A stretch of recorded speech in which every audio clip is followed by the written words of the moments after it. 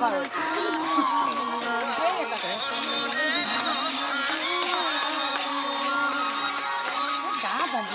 বলাকে phone কৰিছে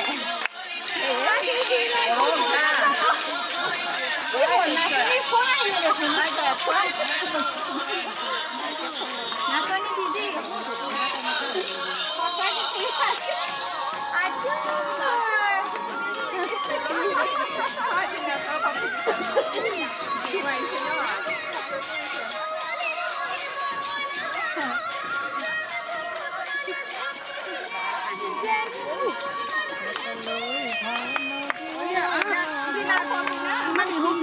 আৰু চবেই চব নাম ক'লে